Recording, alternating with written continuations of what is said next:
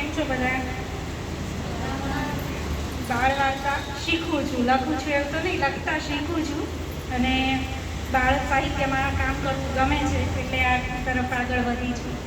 તો એક નાનકડી બાળ વાર્તા તમને સંભળાવી, મારી લખેલી સૌનું ઘર. બરાબર, એનું ટાઇટલ છે સૌનું ઘર.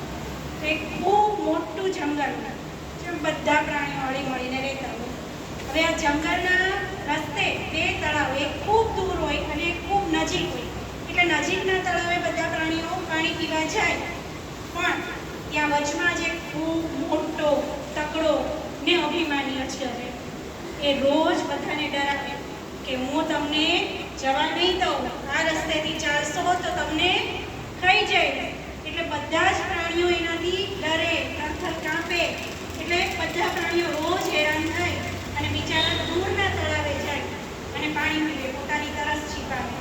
તો અજગરને એની દયા આવે નહીં. અને આ બધું પેલા નજીકના તળાવમાં જે મગરી રહે એ રોજ જુએ, એ બિચારી દયા, એને એમ થાય કે આ બધા પ્રાણીઓ રોજ કેટલા હેરાન થાય છે, તો કંઈક તો કરવું પડશે.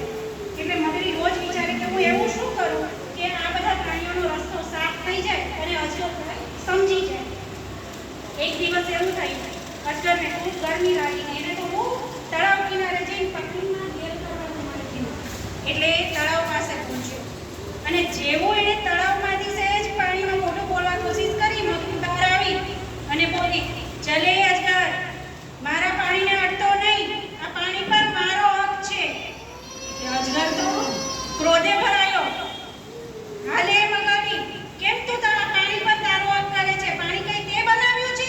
આ તો પ્રભુની આપેલી સંપત્તિ છે અને તું એના પર તારો હક કરે છે.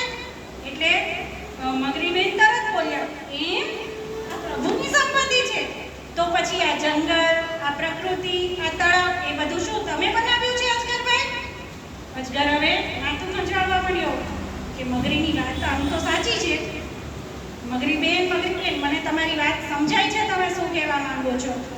તો મગરી બેન કહે છે, આ તારું આ મારું એવું નહીં કરવું બહુ સારું, આ તારું આ મારું એવું નહીં કરવું બહુ સારું, ધરતી ચાંદ સિતારા કરતા તારું મારું, એને આપ્યું એનું છે સૌનું એ સહિયારું, તો શાને કરવું ભાઈબંધ આપણે કરવું તારું મારું.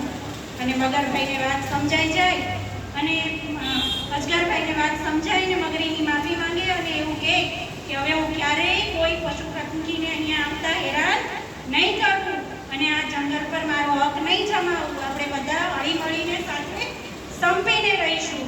અને ત્યારથી પછી બધા પ્રાણીઓ એ તળાવ પર આવવા માંડે. મગરી, બધા પશુ પંખી અને અજગરભાઈ બધા મિત્રો બનીને સાથે રહે.